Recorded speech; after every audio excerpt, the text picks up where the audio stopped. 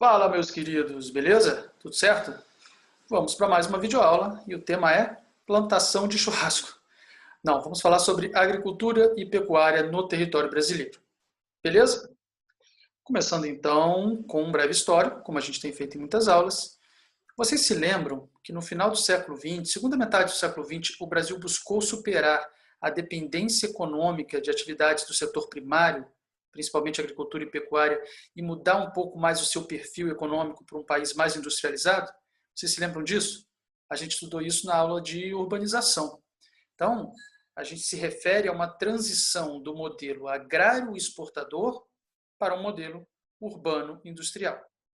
Então, nesse período que o Brasil buscou superar um pouco a sua dependência do setor primário da economia e investir mais no setor secundário, na indústria, houve um incremento, um incentivo à industrialização do país. Esse incentivo aconteceu tanto por meio de políticas públicas internas, nacionais, né? A gente tem JK, a gente tem Vargas como grandes exemplos, mas também com a vinda de investimentos estrangeiros, né? Então a gente sabe bem disso. O fato é que essa mudança, esse desejo de mudança, provocou alterações na relação entre o campo e a cidade. Campo e cidade continuam tendo funções bem definidas, mas cada vez mais interdependentes, cada vez mais integradas. Já falamos disso também quando a gente falou lá na primeira aula de agricultura, produção dos espaços rurais, né? Vocês se lembram disso? Se não se lembra, dá um pulinho lá no vídeo para dar uma olhada. Outra coisa, com o tempo, né, e a revolução agrícola, houve a modernização do campo, né? Ou seja, atividades tecnológicas cada vez mais presentes no espaço rural, modernizando a prática agropecuária. Beleza? Bom, por fim, a gente tem um grande incentivo ao produtor, ao grande produtor, né, e o grande proprietário de terra. Então, há uma escolha política de incentivar, de priorizar o grande produtor, que é também grande proprietário, proprietário de grandes porções de terra, né, de latifúndios. Com isso, como consequência disso, o que a gente tem? A expansão da fronteira agrícola, né, o avanço da área agricultável no nosso país, a concentração fundiária, concentração de terras, né, já que você está priorizando o grande produtor e esse grande produtor é um latifundiário, você está incentivando a concentração de terras, deixando ela rolar, né? E, consequentemente, o êxodo rural, né? A mecanização do campo e a concentração fundiária, elas tendem a gerar desemprego no campo, e sem emprego e sem terra, a população migra do campo para a cidade, num fenômeno migratório conhecido como êxodo rural. Isso impacta a vida nas cidades, como a gente já estudou também, resumidamente, na macrocefalia urbana, né? Afeta o que a gente chama de macrocefalia urbana. Beleza? Mas todas essas características e essas mudanças que aconteceram a partir da segunda metade do século XX fizeram com que o Brasil se tornasse o terceiro maior produtor agrícola do mundo. Tá? Então, o Brasil é o terceiro maior produtor agrícola do mundo. Veja bem, não estou falando de alimentos, estou falando de produtor agrícola. Tá? Porque você pode, dentro da agricultura, você pode produzir alimentos ou não. Pode produzir matéria-prima também, insumos. Tá? Apesar disso, houve uma queda do setor primário na participação do PIB do Brasil, Produto Interno Bruto, a riqueza que o país gera. Então, o setor agropecuário ele perdeu um pouco importância no PIB. Por quê? Por que o Brasil se tornou o terceiro maior produtor agrícola do mundo e ainda assim o setor agrícola e pecuarista perdeu importância, perdeu participação no Produto Interno Bruto brasileiro? Por conta do desenvolvimento maior do setor secundário e do setor terciário, indústria, comércio e serviço. Tá? Então tá ali as setinhas, ó. Exatamente a transição do modelo agrário exportador para o urbano industrial, crescimento da indústria e, consequentemente, crescimento do setor terciário, né, especialmente de serviços associados a essa indústria, fizeram com que eles aumentassem a participação, esses setores aumentassem a participação deles na economia nacional, no PIB brasileiro. Beleza? Voltando um pouco lá para o terceiro maior produtor agrícola do mundo. É um dado importante, né? Um número importante esse. E por que o Brasil tem, né, essa posição, detém essa posição de ser o terceiro maior produtor agrícola no mundo? Primeiro, a gente tem condições naturais muito favoráveis. Quais são essas condições naturais? Além de ter um território muito grande, né, a gente sabe, o Brasil é o quinto maior país do mundo em extensão, mas além disso, especificamente para a prática agrícola, a gente tem algumas condições que naturalmente favorecem essa atividade. A primeira delas é o relevo planáltico, predominantemente planáltico. Isso facilita a mecanização, tá? A mecanização da agricultura. Esse relevo mais plano, esse relevo planáltico. Diversidade de climas, então a gente é um país extenso latitudinalmente, então a gente tem um pouco de clima subtropical, clima tropical típico, tropical litorâneo, a gente tem um clima equatorial, mais lá próximo ao norte e nordeste, tá? Outra coisa é a chamada tropicalidade. O clima predominante no Brasil é o clima tropical. O clima tropical tem uma característica que é a tropicalidade. O que significa a tropicalidade? Duas estações do ano muito bem definidas, que são verão e inverno. Verão quente e chuvoso, inverno frio e seco, mais frio e mais seco. Né? Então, essa previsibilidade climática favorece a prática agrícola. Tá? Ainda que o clima esteja em mudança, né, o aquecimento global e todos os fenômenos acontecendo que estão tornando o clima cada vez mais imprevisível, o clima tropical ainda carrega um pouco de previsibilidade, ainda tem essa vantagem. Tá? Solos agricultáveis, outra condição natural favorável à prática agrícola no território brasileiro. Os solos do Brasil, gente, eles não são naturalmente férteis. A gente tem dois solos que são muito férteis naturalmente, sem precisar de nenhuma intervenção do ser humano. Eles estão localizados no litoral do Nordeste, é um solo chamado Massapê, e na região sul e um pouco oeste de São Paulo, que é a Terra Roxa. Tá? Ambos têm origem vulcânica. Então, são solos que são naturalmente férteis. No restante do território brasileiro, predomina o latossolo. É um tipo de solo que não carrega muitos nutrientes, mas que é facilmente agricultável. Com uma intervenção simples, né? Uma intervenção de adubação, de uso de alguns produtos químicos e orgânicos, você consegue tornar esse solo apto para a prática agrícola. Tá?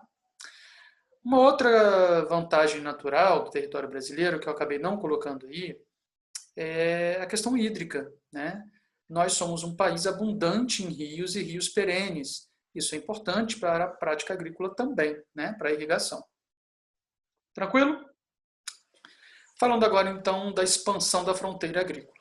A fronteira agrícola, também chamada de Arco do Fogo ou Arco do Desmatamento. Tá? Arco, porque forma, como vocês estão observando aí, um arco. Tá? Do fogo, porque a técnica utilizada para desmatamento geralmente é o fogo, uma técnica conhecida como coivara. Você colocar fogo ali para queimar e, entre aspas, limpar o terreno. Tá? E aí tornar o terreno próprio para o plantio. E essa fronteira agrícola no Brasil já esteve lá no sul do país, já foi na região sul, e migrou, daqui a pouco a gente vai ver isso, e ela migrou para o centro-oeste, está aí nessa transição entre centro-oeste e norte. Tá? O avanço da área de produção no Brasil, da área prioritária para a produção. Próximo a essa área, ou dentro dessa área de fronteira agrícola, a gente tem a chamada nova fronteira agrícola, que é o chamado Mato-Piba. Mato-Piba são as iniciais para Maranhão, Tocantins, Piauí e Bahia. Como vocês podem observar no mapa aí à direita, essa área em vermelho é a chamada nova fronteira agrícola, por onde tem avançado o cultivo principalmente de soja. Tá? Nova fronteira agrícola. Tranquilo? Bom, importante, esse avanço da fronteira agrícola do centro-oeste em direção à região norte tem provocado o aumento do fluxo migratório em direção a essas duas regiões, centro-oeste e norte. Tá? São as duas regiões, inclusive, que tiveram um saldo migratório positivo, muito positivo, no último censo demográfico. Tá? Então, o aumento populacional dessas duas regiões está muito relacionado ao fluxo migratório, que por sua vez está relacionado à abertura de postos de trabalho, que por sua vez está relacionado à expansão da fronteira agrícola. Ou seja, estamos falando de pessoas que vão para o norte e para o centro-oeste em busca de trabalho na agricultura e na pecuária, que são atividades que estão avançando nessas regiões. Beleza? Bom, também está relacionado ao avanço da degradação da Amazônia e do Cerrado, né? Já que ela está ali entre o centro-oeste, onde predomina o Cerrado, e o norte, onde predomina a floresta amazônica, a gente tem esses dois biomas sendo os mais ameaçados por conta da expansão, do avanço da fronteira agrícola. Tranquilo? Há também um aumento dos conflitos fundiários, conflitos de terra. Daqui a pouco a gente vai falar disso. Mas saibam que essa região, do Arco do Fogo, do Arco do Desmatamento, do avanço da fronteira agrícola, é uma região que tem muitos casos de conflitos fundiários. Tá? Vamos falar disso já já. Agora, na verdade, questão fundiária, então, vamos lá. Primeiro que a concentração de terras, a concentração fundiária, é algo histórico no nosso país, é algo que vem da época da colonização. Então, dá uma olhada aí. No Brasil colônia, a gente tinha as capitanias hereditárias, a gente teve também o sistema das Seis Marias, e o poder político era concentrado na mão dos proprietários de terra. Quem tinha poder de tomada de decisão eram os grandes proprietários de terra. Tá? Em 1850, século XIX, a gente teve a chamada Lei de Terras, que na verdade legitimou a concentração fundiária que já existia. Ela não mudou nada, ela simplesmente ratificou, confirmou o cenário que já existia no Brasil. Um cenário onde muitas pessoas não tinham terra e poucas pessoas tinham muita terra. São os latifundiários, seus latifúndios. Tá? Então a Lei de Terras ela confirmou isso, ela não mudou nada. Foi um grande atraso, inclusive. Tá? Na década de 70, a gente tem a criação do INCRA, Instituto Nacional de Colonização e Reforma Agrária.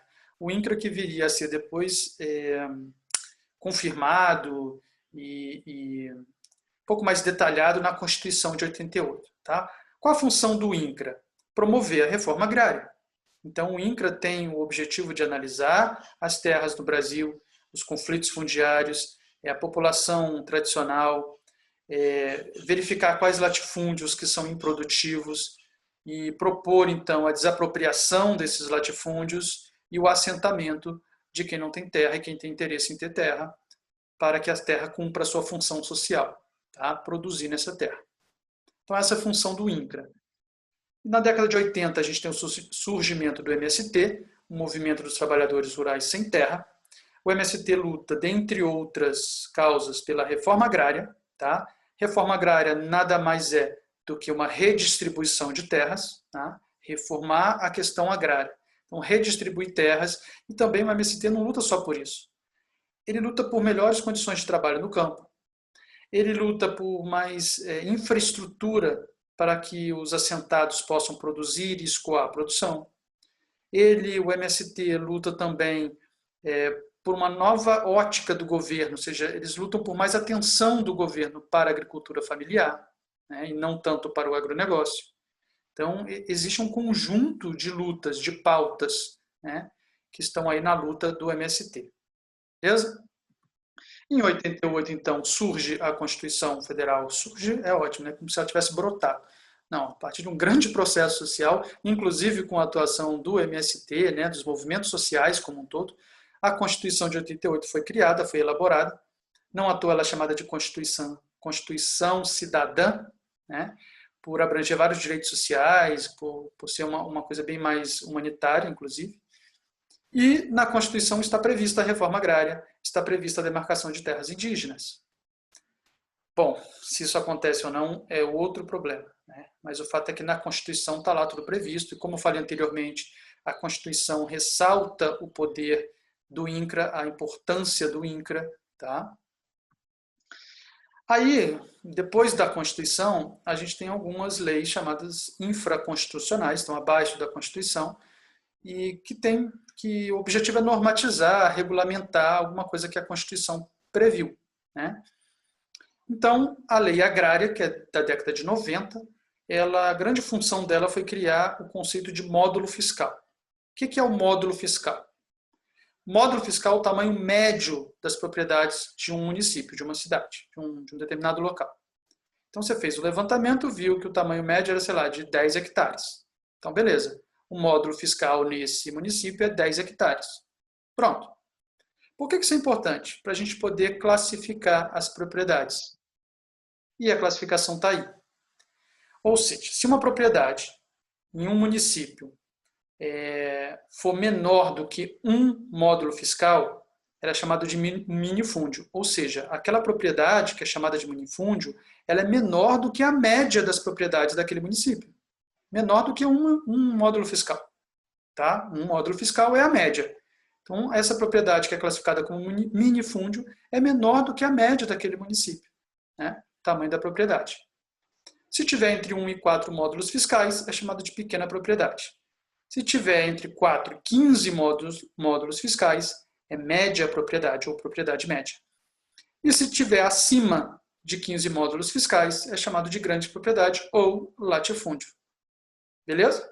Então, latifúndio nada mais é do que uma propriedade que tem 15 vezes, pelo menos 15 vezes o módulo fiscal daquele local, daquele município. Então, veja bem, o que é latifúndio num local pode não ser em outro, porque depende do tamanho do módulo fiscal de cada município. Tá? Não é o tamanho da terra. Então, tem uma terra de 100 hectares e era um latifúndio. Depende. Aqui ela pode ser um latifúndio. Em outro local que a média das propriedades for de 100 hectares, ela não é um latifúndio. Certo? Beleza. Em 2012, bem mais recente, a gente teve um novo Código Florestal sendo aprovado pelo Congresso Nacional e foi alvo de muitas críticas, principalmente dos ambientalistas, porque representou uma anistia aos grandes desmatadores, que por sua vez são grandes pecuaristas, são grandes proprietários, grandes produtores ligados ao agronegócio. Tá? E como eles já tinham desmatado boa parte de suas terras, veio o novo Código Florestal, na sua complexidade, e meio que falou assim, olha, não tem problema quem já desmatou, mesmo que tenha desmatado além do permitido na época, a partir de agora está tudo zerado, o que vale é a partir de agora. Então foi meio que uma passação de pano para quem já tinha desmatado além da conta. Tá? Foi muito criticado esse novo Código Florestal. E aí, em 2016 e 2017, a gente tem um governo Temer, que Deus o tenha, né? E que teve assim, umas complicações para a questão fundiária no Brasil. Tá? Primeiro, houve um esvaziamento do INCRA, um sucateamento do Instituto Nacional de Colonização e Reforma Agrária. Como? Como que se faz esse sucateamento, esse esvaziamento? Você destina menos recurso, você acaba não aprovando as leis que os deputados, senadores ligados ao INCRA propõem, né? Você vai deixando de lado, vai sucateando, vai ignorando. E aí, claro, que ele vai perdendo importância, porque perde efetividade, perde poder de decisão, então perde a iniciativa. Né? O Temer também provocou mudanças na demarcação de terras indígenas, diminuindo a demarcação de terras indígenas e tornando mais difícil o processo de demarcar terras indígenas. Tá? Recategorizou, aprovou uma lei de recategorização das unidades de conservação. Só para a gente entender basicamente, não vou entrar muito nisso porque é assunto de meio ambiente. É uma outra aula que a gente vai fazer aí sobre meio ambiente. As unidades de conservação são áreas protegidas e elas têm categorias. Tem uma categoria que é de proteção integral. Nessa categoria proteção integral, você não pode fazer nada, só turismo e atividades científicas ali dentro. Você não pode explorar economicamente a terra, a vegetação, os animais, nada. Tá? Então, é proteção integral, só pode ter visita e pesquisa. E você tem outra categoria de uso sustentável. Como o nome está sugerindo, você pode usar os recursos ali. Não só fazer turismo e pesquisa, mas também usar de maneira sustentável. Então, categoria uso sustentável. Você pode usar sustentavelmente alguns recursos ali disponíveis. Então, o que o Temer fez foi tentar fazer com que algumas unidades de proteção integral fossem passadas para de uso sustentável. Ou seja, áreas que eram protegidas na sua integralidade passaria a ser permitido executar alguma atividade econômica ali dentro, explorar algum recurso ali dentro. Tá? E, de uma maneira geral, uma prioridade. O governo Temer representou uma prioridade muito grande ao agronegócio, ao modelo que o agronegócio representa. E aí a gente tem que falar disso daqui. Ó. A bancada ruralista. Vocês conhecem? Já ouviram falar da bancada ruralista? E o poder econômico que essa bancada exerce, econômico e político. Está aqui, ó. Vamos falar dela, a bancada ruralista. Nosso Congresso, esse é o nosso Congresso, que envolve a Câmara dos Deputados e o Senado Federal. E a gente costuma organizar a Câmara e o Senado de acordo com o perfil dos deputados e dos senadores. E aí a gente chama essas organizações, esses grupinhos, essas panelinhas, a gente chama de bancada. Então você tem, por exemplo, a bancada dos policiais militares, tem aí 55 parlamentares eleitos, tá? Envolve deputados e senadores. Bancada dos evangélicos, 52. Integrantes da bancada dos ruralistas, olha aí. Bom, tá vendo no gráfico de pizza também, né? O laranja, bem maior. A bancada ruralista é a maior bancada do nosso Congresso atualmente, tá? Enquanto que a bancada dos trabalhadores é a menor. Apenas 46 representantes de sindicatos, de movimentos sociais, por aí vai. E ainda tem a bancada dos empresários, tá? De uma maneira geral, empresários não ligados ao agronegócio, outros empresários, tá? Então você tem aqui, nesses três, a chamada bancada BBB, tá? Bancada do boi, bancada da Bíblia e bancada da bala, tá? E qual a importância dessas bancadas e do entendimento do Congresso Nacional por bancadas, por grupos? Porque essa galera, ou eles são representantes, vamos pegar a bancada ruralista aí, que é a maior, e é sobre a qual a gente está falando. Essa galera da bancada ruralista, ou eles são ligados ao agronegócio, são proprietários, são produtores, ou eles foram financiados por empresas do agronegócio, né? De maneira direta ou indireta. Até pouco tempo era permitido o financiamento empresarial de campanha, agora não é permitido mais. Mas até pouco tempo era. E essa galera recebia dinheiro, assim, milhões, para fazer campanha, para fazer santinho, para fazer comício, para fazer viagem e conseguir votos. Por quê? Na verdade, esse nome doação é muito estranho, né? Porque qual empresa no sistema capitalista, cujo objetivo maior é o lucro, vai doar 10 milhões para um candidato? O objetivo não é doar, não é uma doação, na verdade, né? É um investimento. Esse cara investe nesse político que, uma vez eleito, esse político vai representar os interesses dessa empresa. Vai ter meio que o rabo preso com essa empresa que doou, né? Doou milhões para ele. Tá? Um exemplo, no segundo turno da eleição de 2014, a Dilma e o Aécio, ambos receberam financiamento das mesmas empresas. Porque é meio óbvio, né? Um dos dois seria eleito. Então a empresa investe nos dois. Financiou os dois, porque um dos dois vai ser eleito. Ou seja, não era uma questão de ideologia. Vou dar dinheiro para esse político e esse partido porque eu acredito na proposta de governo dele, porque eu acredito nessa ideologia e tudo mais. Não. Era por interesse. Tá? E esse é um dos maiores males do nosso país, gente. É um dos maiores problemas do nosso país. É quando o poder econômico ele consegue manipular o poder político. O poder político está totalmente cooptado pelo poder econômico e o capitalismo produz isso, né? Não só aqui no nosso país, mas no mundo inteiro. Enfim, o fato é, como vocês estão vendo nesse infográfico, nós não estamos bem representados. A maior parte da população brasileira é formada por mulheres, e olha a porcentagem de mulheres eleitas. E é formada por trabalhadores, olha a porcentagem de trabalhadores eleitos. Tá? Ainda tem a questão da raça, né? A maior parte do Brasil hoje é parda e preta, e a maior parte dos nossos deputados e senadores é branca. Tá? Enfim, o peso que a bancada ruralista tem para aprovar leis, né? Propor e aprovar leis que beneficiem a eles, ao agronegócio e aos grandes proprietários de terra, é muito forte. Essa força que eles têm é muito representativa dentro do cenário político brasileiro.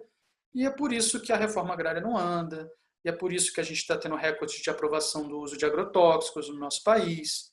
Enfim, por pressão política dos deputados, dos nossos parlamentares ligados à bancada ruralista. Beleza? A eleição está chegando, vamos ficar de olho em quem vocês votam. Preocupem-se com o legislativo também, não só com o executivo, tá? Vai ter votação agora em 2020, ou quer dizer, espero que tenha, né, por conta da pandemia, mas vai ter as votações, as eleições municipais. Não se preocupem apenas com o prefeito, mas com os vereadores também, beleza? É o legislativo no âmbito municipal. Bom, relações de trabalho no campo. trabalho assalariado, trabalho familiar, os parceiros, os arrendatários, os poceiros e grileiros e o trabalho análogo à escravidão. Vamos falar um pouco sobre cada um dessas relações de trabalho. Trabalho assalariado, como o nome recebe, o camarada recebe um salário, né? Ele é assalariado. Existem dois tipos de trabalho assalariado, de trabalhador assalariado. O trabalhador permanente e o trabalhador temporário, muito associado ao boia-fria. Tá? O permanente é aquele que tem a carteira de trabalho assinada. Portanto, ele tem direitos trabalhistas. Né? Ainda que os direitos trabalhistas estejam sob ataque, o camarada que tem a carteira assinada, ele tem direitos trabalhistas. Férias, licença, FGTS, seguro-desemprego, se ele for demitido, enfim.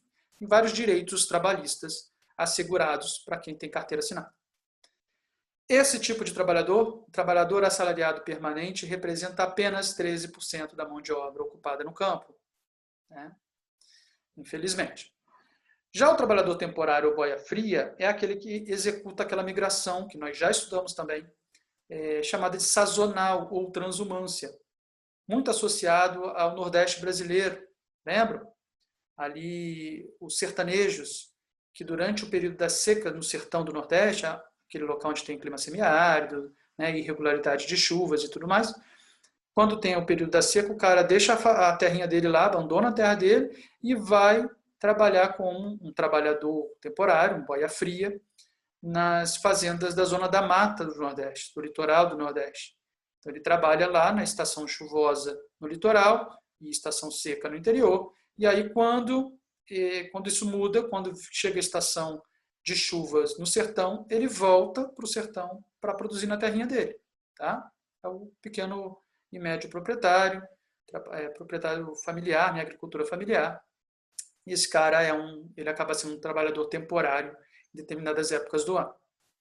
Migração sazonal ou transumância. Beleza? Trabalho familiar é aquele que a própria família trabalha a terra, tá? Predominante em pequenas e médias propriedades e representa 80% da força de trabalho empregada no campo. Tá? O trabalhador familiar. Beleza? Os parceiros. Bom, existem alguns tipos de parceria. O meeiro é aquele cara que é o seguinte, ele não é dono da terra, ele é trabalhador. Só que aí ele combina com o patrão, que é o dono da terra, o proprietário de terra, que ele vai trabalhar para o cara. Só que ele não vai receber salário. O que ele recebe? No caso do meeiro, metade da produção. Então o cara trabalha a terra que não é dele e como pagamento, o meeiro recebe metade da produção. Aí óbvio que ele vende, comercializa essa produção e tira dinheiro daí. Tá? O terceiro é o mesmo princípio, só que ele recebe 1/3 da produção. Ele trabalha a terra de outra pessoa e quando tem a época da colheita, 1/3 é dele. Tá? Tranquilo? O quarteiro é o mesmo princípio, mas é mais aplicado à pecuária. O camarada cria animais de outra pessoa, do proprietário da fazenda. E a cada 4 animais nascidos vivos, 1 é dele. Tá? 1/4, quarteiro. A cada 4 bezerros que nascem, 1 é desse camarada que está trabalhando e criando os animais de outra pessoa.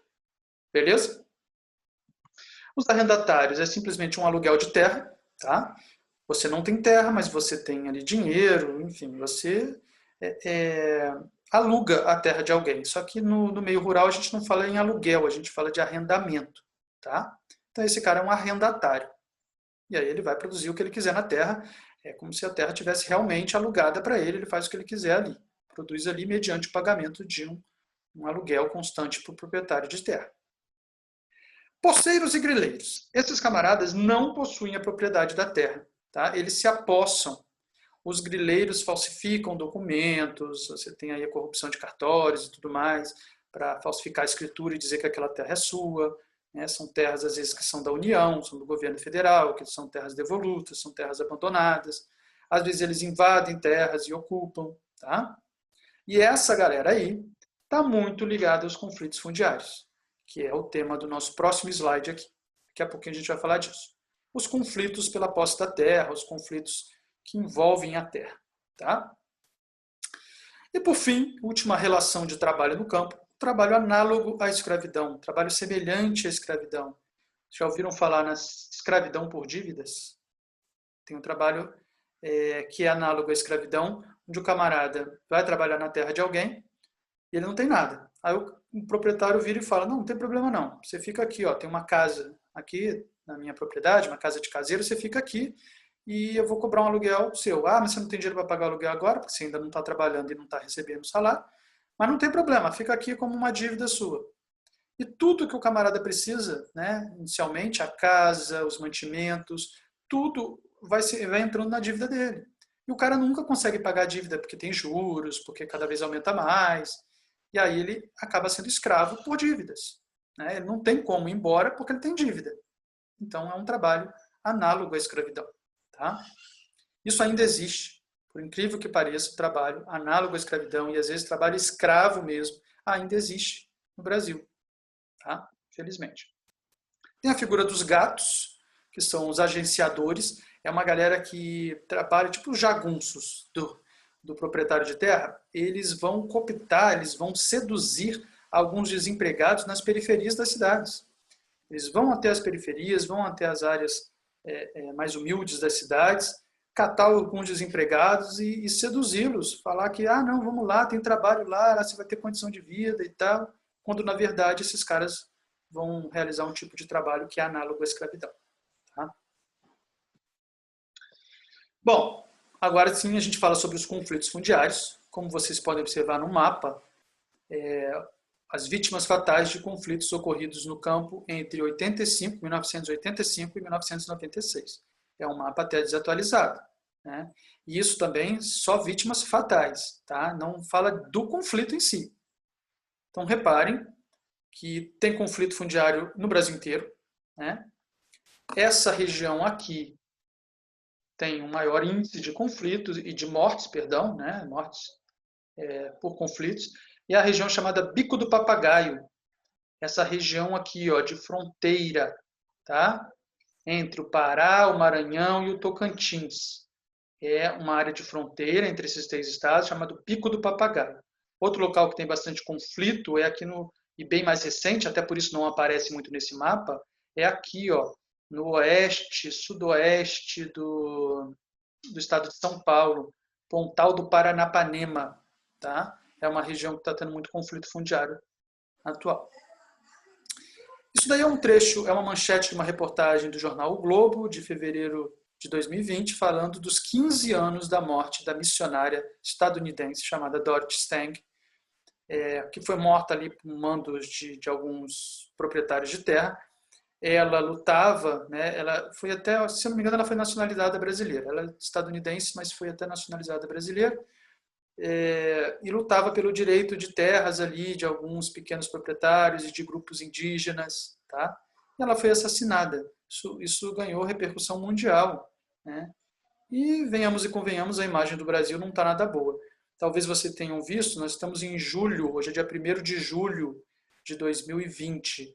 Na semana passada, ou semana retrasada, um grupo de investidores, né, internacionais distribuiu uma carta aberta, entregou uma carta aberta a algumas embaixadas brasileiras, principalmente na Europa e no Japão. Tá? Acho que em outro país da Ásia também, não me lembro. Mas, enfim, um grupo de investidores entregou uma carta ao governo brasileiro via embaixadas, mostrando preocupação com relação ao desmatamento da Amazônia e o avanço de atividades como agricultura, pecuária e mineração sobre áreas protegidas e áreas indígenas. Eles mostraram que, olha, nós somos um grupo que investe muito dinheiro nos países, inclusive no Brasil, e a gente está preocupado, né, porque a imagem do Brasil está muito ruim no mundo, né, a comunidade internacional, e com isso os nossos investimentos a gente vai ter que repensar, porque a gente não quer o nosso dinheiro, as nossas empresas, os nossos nomes associados ao desmatamento, à violência no campo, à falta ao ataque aos direitos humanos, né? Então isso é preocupante. A gente vive um cenário de pandemia onde a economia já está colapsada e a gente precisaria desses investimentos internacionais e o avanço do desmatamento da Amazônia e dos conflitos fundiários, muito pela permissividade do governo brasileiro, né, tem prejudicado a imagem do Brasil lá fora e pode afastar alguns investimentos e causar, inclusive, desinvestimento, a retirada de investimentos do nosso país. Isso é bem preocupante. Mas... Bom, vamos falar agora da produção agrícola no nosso Brasil. O Brasil é considerado um celeiro agrícola. Até aí, né? Um celeiro. É isso? Não, não é esse celeiro, né? Apesar do cupom do celeiro. Saudades. Não, mentira, não frequento esses lugares. É disso que nós estamos falando. O Brasil é um grande produtor de alimentos. Quando a gente se refere ao nosso país como celeiro agrícola, a gente está falando do fato de o Brasil ser um grande produtor de alimentos, um grande produtor agrícola, tá? O terceiro maior produtor agrícola do mundo. Aqui nós temos só a produção de grãos, tá? Dá uma olhada aqui, ó. Lembrando, a barra amarela representa a safra de 84 e 85, 1984/1985. E a barra verde representa a safra de 2009 e 2010. Reparem que a área plantada aumentou, a produção aumentou muito e a produtividade, que é a relação de tonelada por área, é a relação dessas duas aqui, ó, aumentou drasticamente. Ou seja, a gente está produzindo mais em menos área. Tá? Isso representa o quê? Representa a Revolução Verde, a Revolução Agrícola, a modernização do campo. Tá? Então, novas técnicas e novas tecnologias, novas maneiras de se produzir, os OGMs, organismos geneticamente modificados, a agricultura de precisão, que envolve dados meteorológicos, que envolve estudos sobre o solo, tudo isso tem favorecido a produtividade. Em menos espaço a gente consegue produzir mais. Tá? Então, a produtividade está aumentando a despeito do aumento da área plantada. Aumentou a área plantada, mas aumentou pouco, tá? Comparativamente à produção. A produção aumentou muito mais do que a área plantada. Né? Então, isso fez aumentar a nossa produtividade. Isso está diretamente relacionado à modernização do campo, revolução agrícola, revolução verde. Beleza? Bom, do mapa saem esses gráficos aí, que tem a mesma coisa, né, por região, área plantada, produção e produtividade. Reparem que entre 1984 e 1985, a região que tinha maior área plantada era o sul. Ó. Olha aqui o sul, com maior área plantada. Né? Hoje em dia, o sul permanece, né, a safra de 2009 e 2010, o sul, a região sul permanece como a região com maior área plantada, mas olha o salto que a região centro-oeste deu. De 6,21 milhões de hectares para 15,87 milhões de hectares, enquanto o sul avançou muito pouco. O que está mostrando para a gente isso daqui? O que eu falei no começo da aula. A fronteira agrícola do Brasil migrou daqui para cá.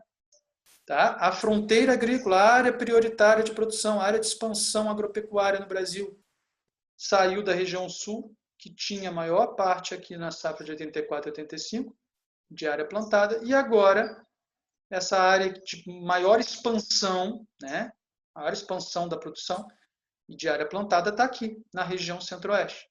Tá?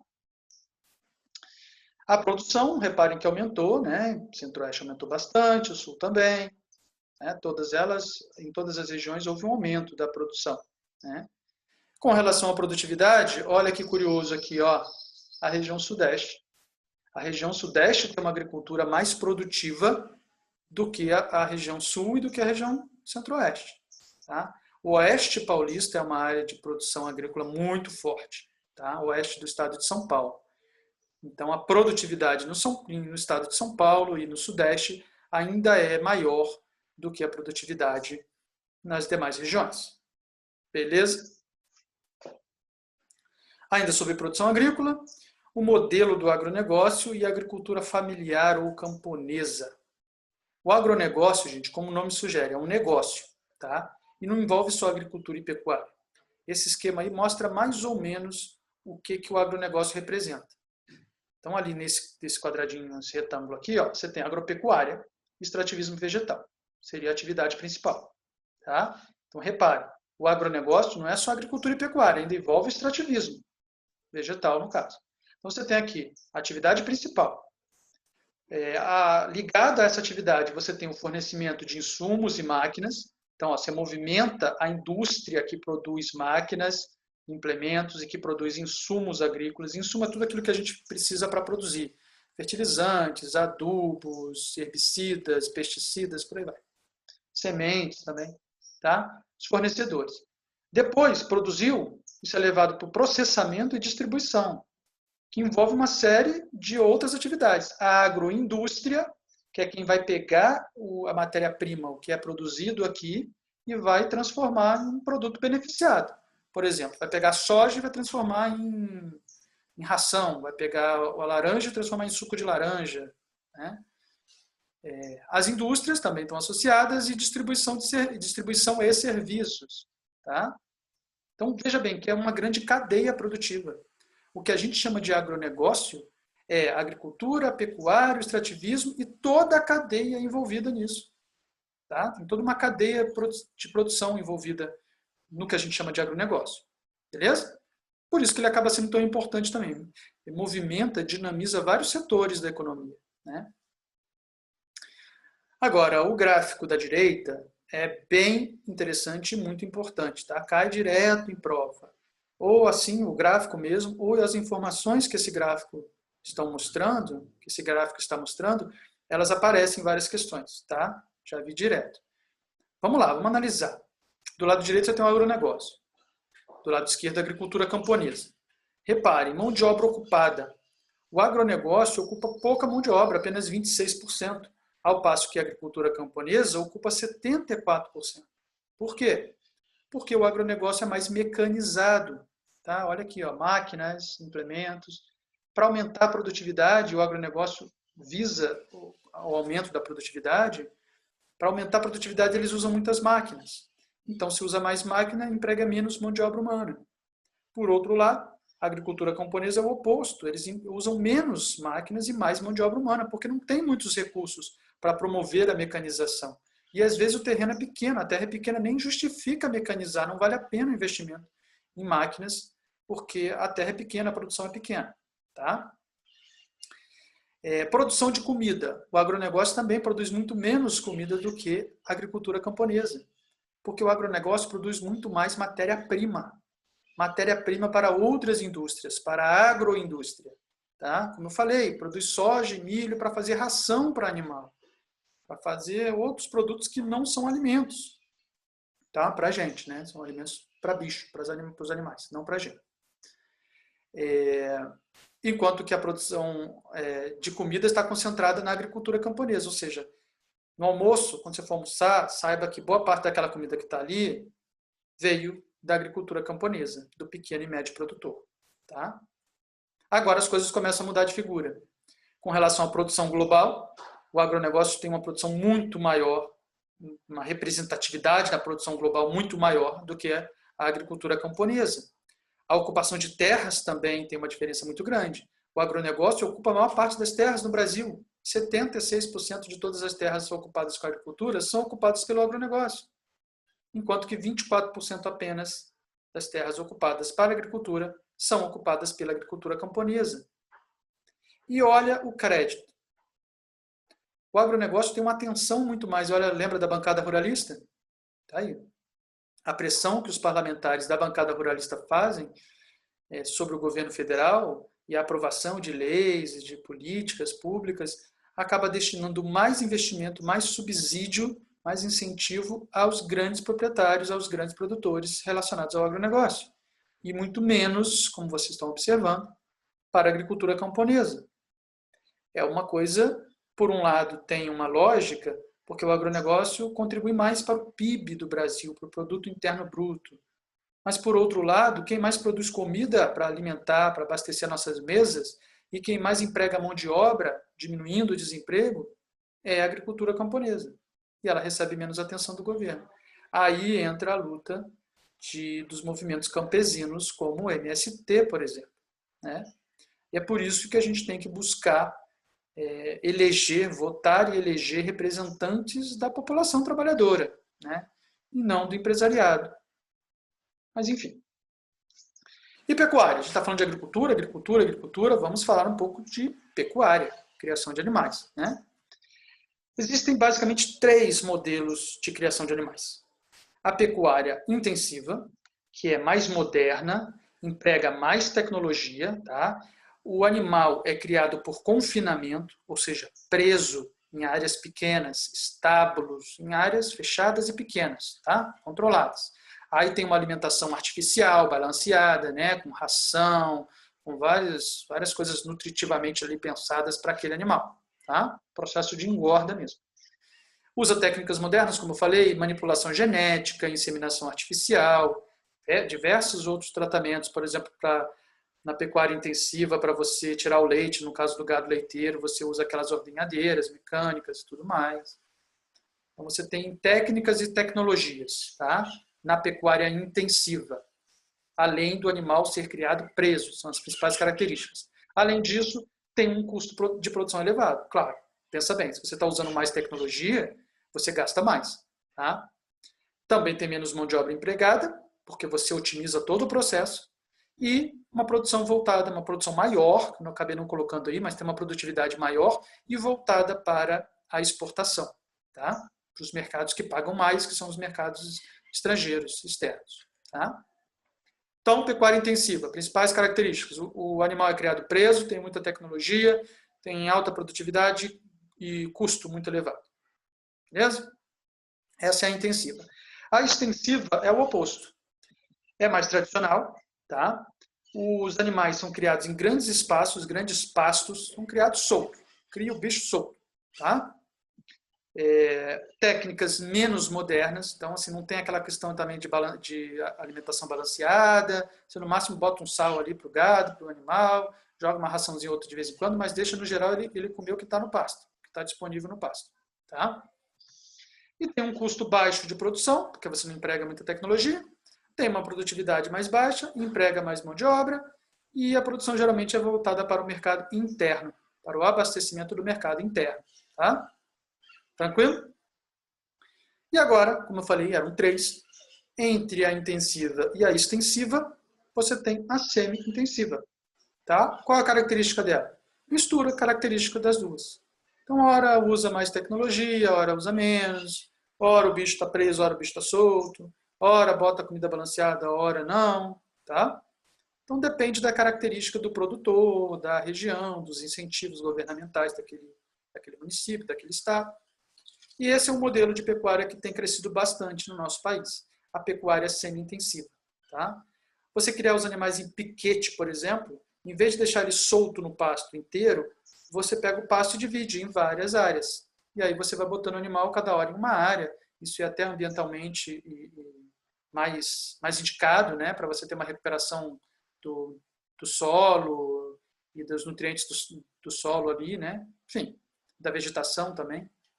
Mas essa é a pecuária semi-intensiva, mistura características das duas anteriores, a intensiva e a extensiva. Beleza? Alguns gráficos para a gente analisar a pecuária no Brasil. O Brasil tem o segundo maior rebanho bovino do mundo, como vocês estão observando no gráfico da esquerda, verdinho, só perde para a Índia. Lembrando que a Índia tem o maior rebanho bovino do mundo, mas não é para fins comerciais, porque na Índia a vaca é sagrada. Tá vendo? E você xingando os outros de vaca. Sabe que em algum lugar aquela pessoa é sagrada, né?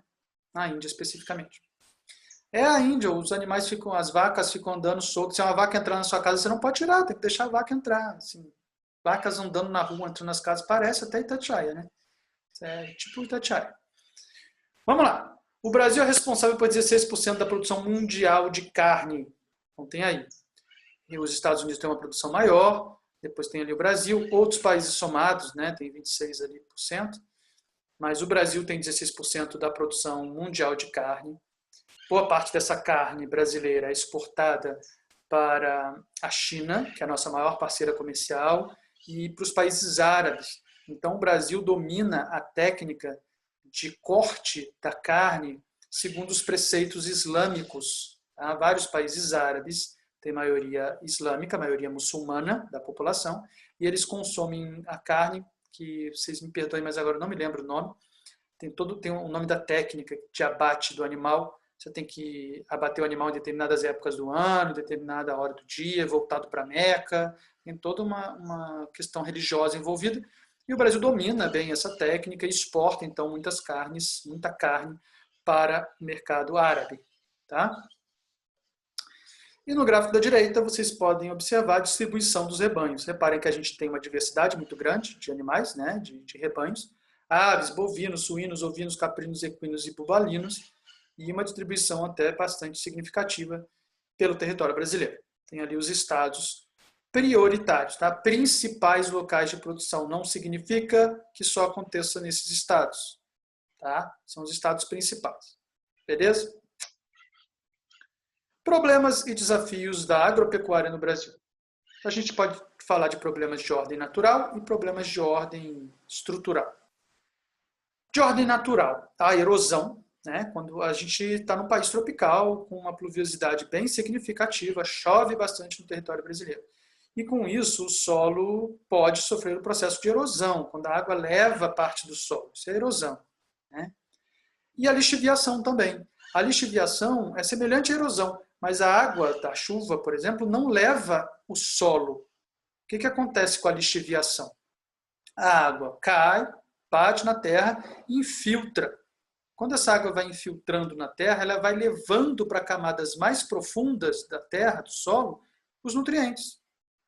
Então, lixiviação nada mais é do que os nutrientes do solo sendo levados para camadas mais profundas do solo, né? Que essas camadas são inatingíveis, inacessíveis pelas raízes das árvores, das plantas. Então, basicamente, a lixiviação representa um processo que o solo vai ficando menos fértil, porque os nutrientes estão ali, mas eles estão muito para baixo, em camadas mais profundas do solo. Tá?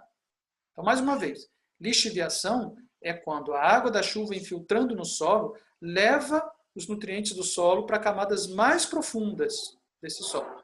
Tá? Tirando esses nutrientes das camadas superficiais. Beleza?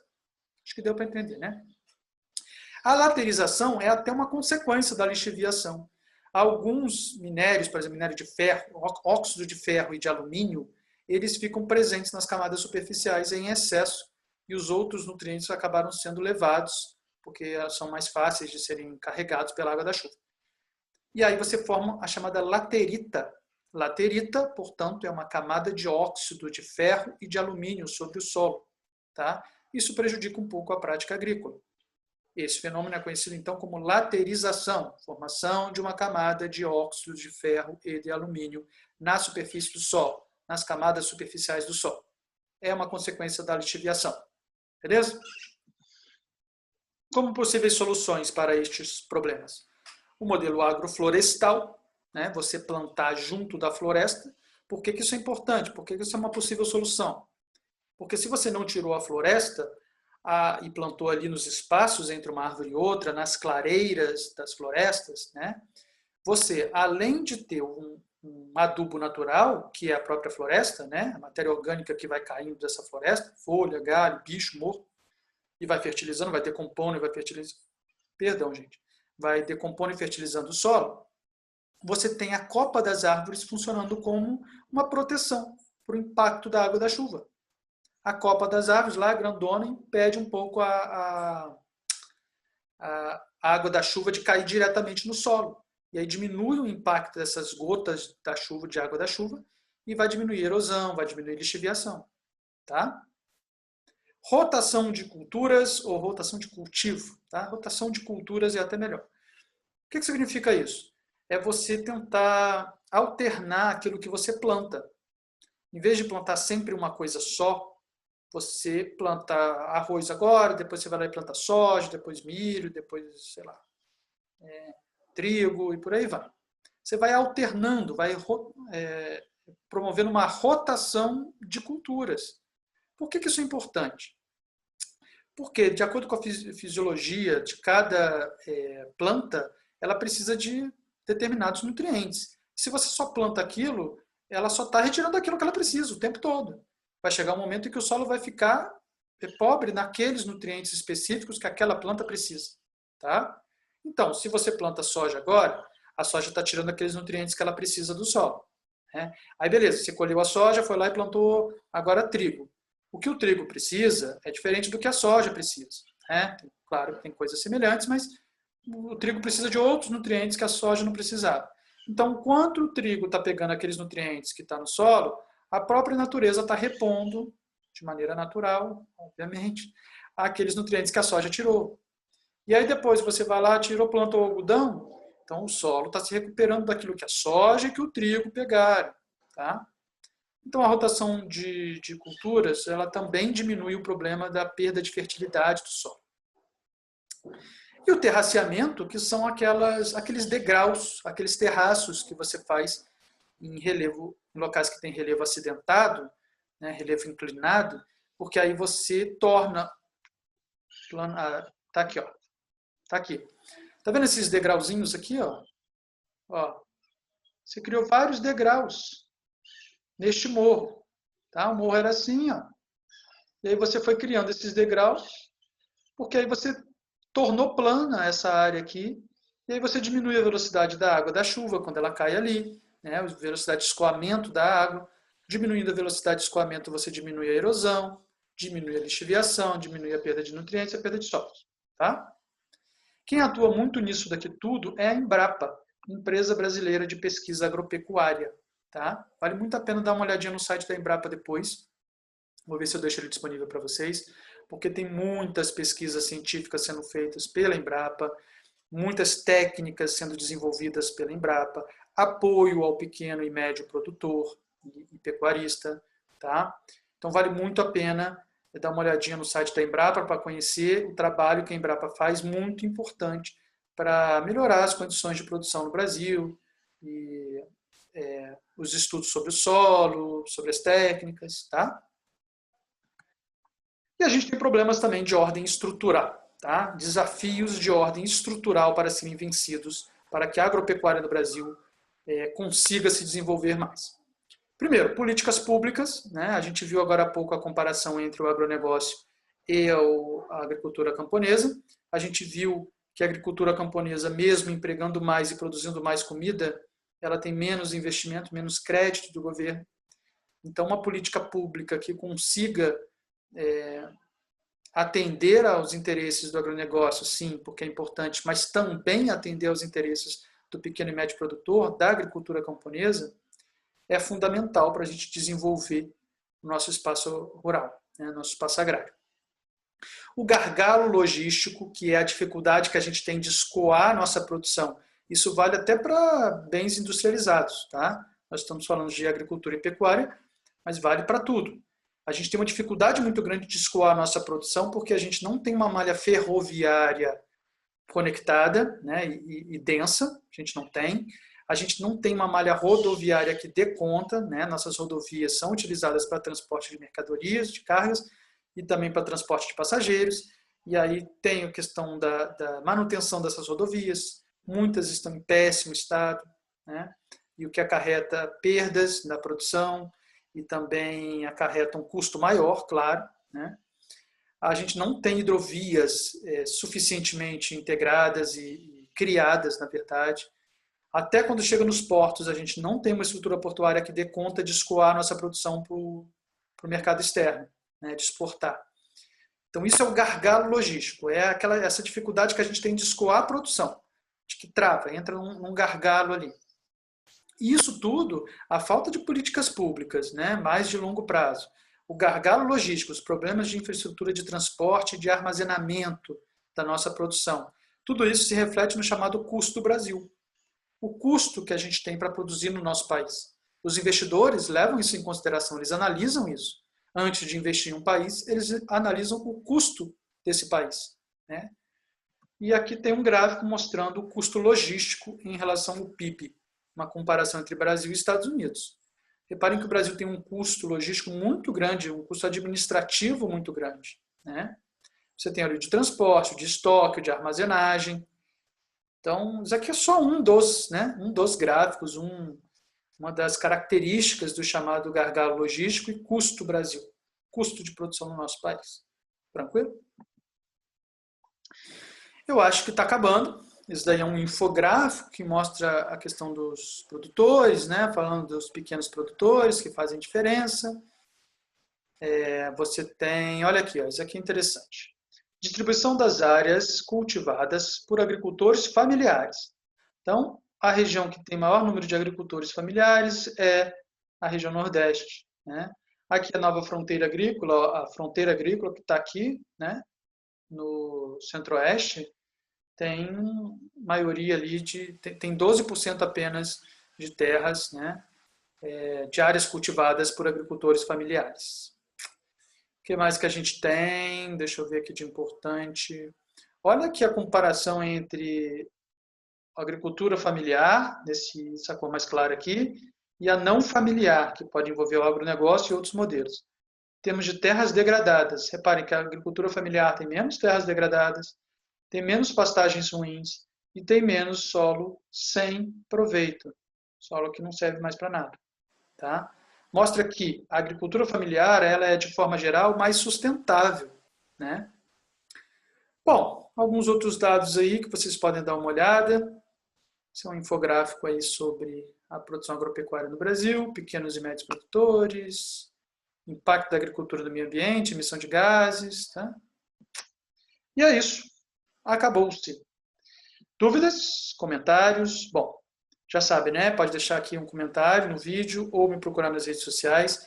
Na descrição desta videoaula vocês têm acesso ao link da pasta compartilhada do Google Drive, onde eu estou colocando materiais extras, mapas mentais, tá?